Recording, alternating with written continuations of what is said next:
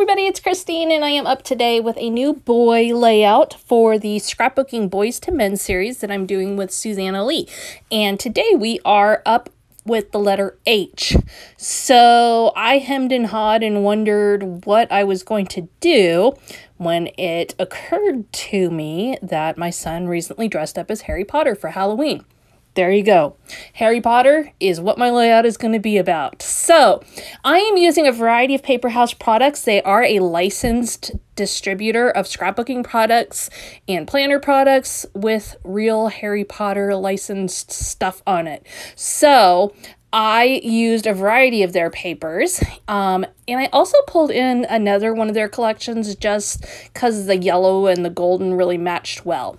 Now, you saw I created a grid using the cut apart cards, and now I am distressing this black and white diagonal stripe paper in kind of a unique way. I put washi tape on it, on the white lines, and then I'm just pulling it back up, and I'm not being gentle. What that's doing is just tearing up my white lines a little bit.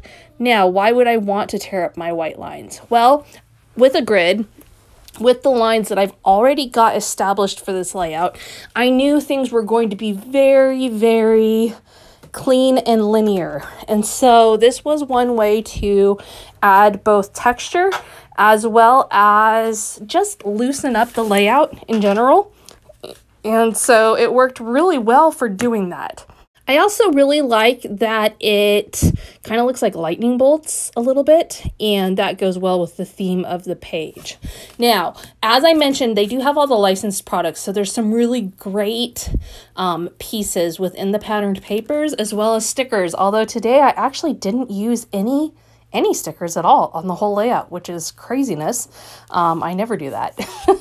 But I was definitely inspired with the papers. So I'm going to go ahead and put my grid on here, and you can see those are 3x4 cards. I did mat them with some white cardstock, and then I'm going to put my picture on, and I'm going to also mat that again with white cardstock. All that white is just bringing together the whole layout, the black and white background, the white matting, etc.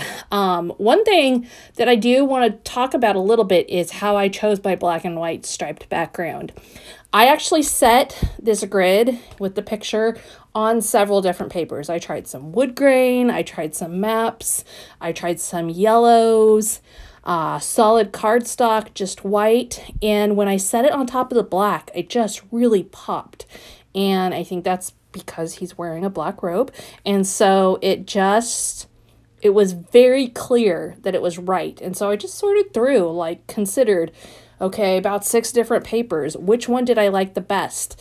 And I don't typically have a full-blown patterned paper background, but in this case, the black and white combined was just the perfect set for this layout. Now, I am going to fussy cut some additional elements. You saw a minute ago, I've already fussy cut out the Gryffindor banner. I've also cut out 9 3/4 platform circle, and then I'm cutting out the Gryffindor lion. And I'm going to just use really big, bold elements to be framing my picture. You can see that, like, they nearly match in size the picture, whether it's the width or the height, and that's kind of a unique approach. When I'm doing something like that, I generally love the look because I just love big, bold elements on a layout, but it also means that you embellish a lot less, and you're not going to be able to use other teeny tiny embellishments, because when you've got these big bold ones that you're working with, you can't just throw some teeny tiny little Harry Potter glasses on there or whatever without it looking totally off scale. One of the reasons to scale this works is because I've got those bold stripes in the background, and I've got those big bold rectangles in my grid, and so all of it comes together to work really well. If I had a bunch of tiny rectangles for my background and then I put these big things on there, I think it would look a little weird. Or if I had a tiny polka dotted background, it also would not fit as well. So all of it comes together, keeping those scale things in mind to just really be a big, bold layout, which is perfect for Harry Potter. So you can see right now that I'm just fussy cutting out that Gryffindor lion. And in the end, I thought about at first keeping some of that maroon background on there, but I decided I didn't like that. Now, as I am placing these on here, I am going to vary whether they are on flat or on with some 3D foam tape. And I primarily use the Crafty foam tape and 3D foam circles from Scrapbook Adhesives by 3L to achieve both of those. And a lot of the top layer of this layout is popped up. In fact, very little of it is actually on there flat. As I considered what I wanted to add next, I felt like there wasn't a lot. But I did know that I needed to get something else on there. I didn't want circles, so I opted for stars, which, you know, you can't go wrong with stars on a boy layout, but also a Harry Potter layout. You can't really go wrong with stars and other astronomical elements. And so, or astrological, either one.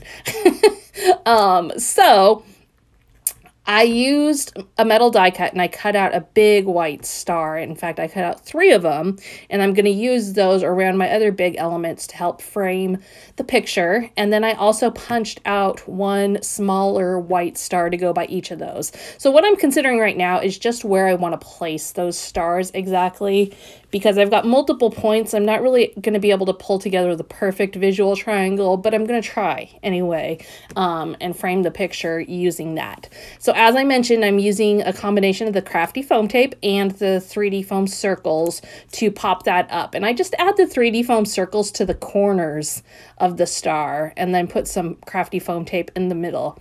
Really, any bigger element will work. I just already had the Crafty foam tape out from adding the banner and adding the lion and adding my picture. And so, knowing that I was going to use it a lot. Actually, I'm adding the banner now. I'm sorry. I did add my picture on there initially with the Crafty foam tape, though.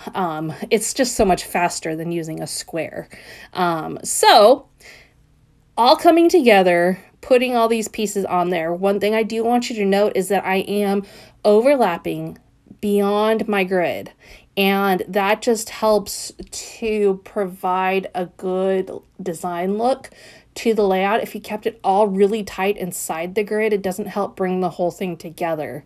And so you'll notice as I finish things off, I'm adding things so that they overlap along the outside of that border. In addition to the stars, I'm going to add a couple little details off camera, and that is going to be just some yellow, golden yellow enamel dots, and I'm going to put those right around the stars. I'm also going to add a tag up above the picture with some twine coming out of it, and that will pretty much be it. So a very simple layout, but with lots of layers to create interest. And you know, layouts like this always tend to be a little more simple when you've got a very themed layout.